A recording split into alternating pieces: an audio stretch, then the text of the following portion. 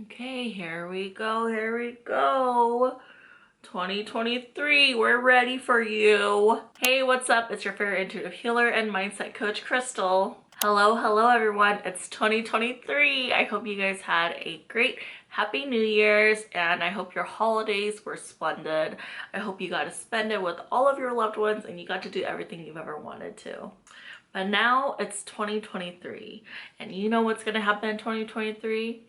In 2023, it is time to dishonor our cows. As you can probably tell, that was a Mulan reference. If any of you who are Mulan fans, you'll probably know what I'm talking about.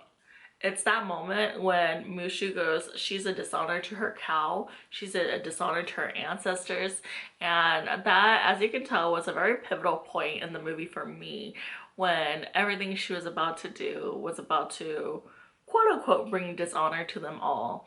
And yeah, I mean, I will leave that rant for another day though. Today, I want to talk about what it means for me to dishonor my cow. For the last 30 years of my life, it's been about bringing honor to my family, bringing honor to my parents. As the oldest daughter, it was always my job to bring honor to us all. But in 2023, I'm no longer doing that.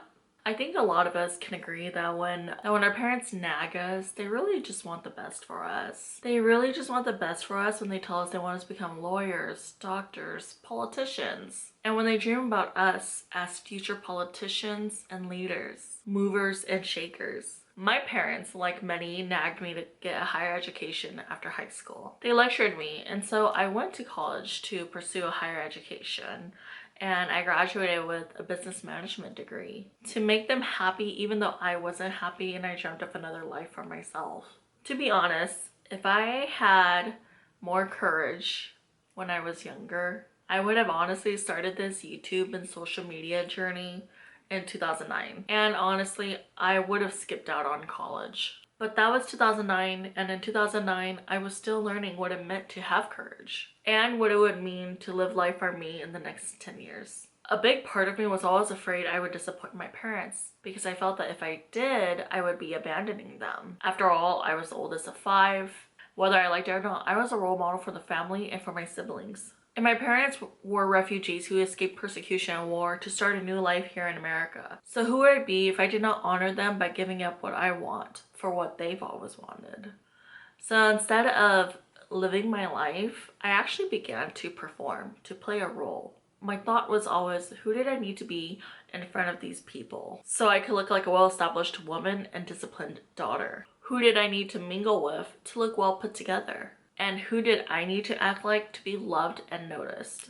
And let me tell you, it sucked. I had major depression. Waking up and feeling like I could not be myself. I always had to put on a performance. Honestly, at the end of the day, I was robbing myself of my own dreams and aspirations when I began to pretend to be someone I wasn't. And it wasn't until 2020, when COVID happened, that I think, like me and many others, fell into a spiral of depression. Honestly, a depression that hit so hard I could no longer run away from it. It was time to unpack all of my trauma, and it was time to choose which fork in the road I would take. I really began to unpack all of my sorrows that year and really took a dive into seeing a therapist and healing myself and finally taking off that mask I had worn 30 years.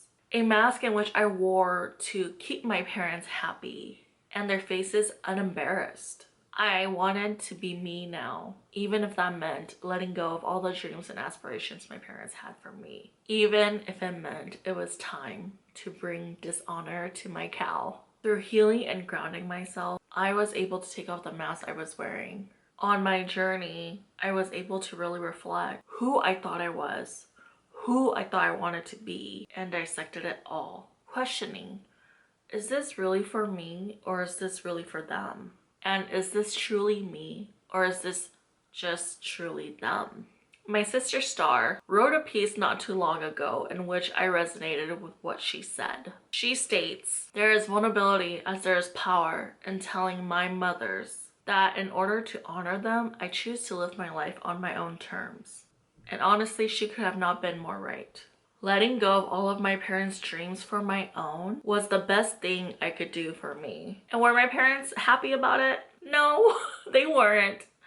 there were a lot of conversations around me disappointing them and probably disappointing the family and disappointing a lot of people in my life.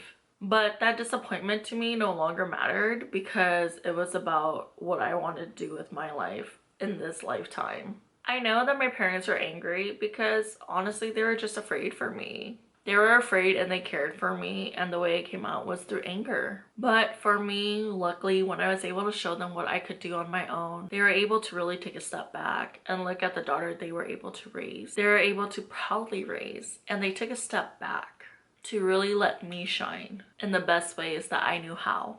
Then they came along for the ride, and somewhere along the way realized that the sacrifices they made were not in vain. And so long as their children were able to find something that made them happy, they were happy.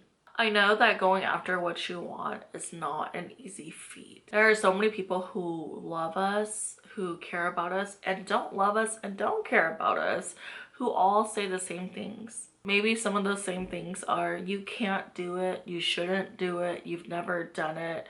Maybe they could be discouraging. They could be discouraging you out of fear. But I'm here to tell you at the end of the day, whatever you're looking forward to, whatever you're after, whatever keeps that fire burning in you at night, go for it. Don't let anything stop you. Don't let your parents stop you. Don't let your grandparents stop you. Don't let the ancestors stop you. Do your best to show up for you now. There was a saying not too long ago, and let me look it up right now actually. There we go. I want to read it to you guys. Too many people spend their lives being dutiful descendants instead of good ancestors. The responsibility of each generation is not to please their predecessors, it is to improve things for their offsprings. It's more important to make your children proud than your parents proud. And I never forgot that. I saw it late last year and I never forgot that tweet because it's true that our ancestors have done what they could for us. Now it is time for us to do what we can for our children to thrive. So with that, I hope you guys liked today's video. Like and subscribe for more. Take care.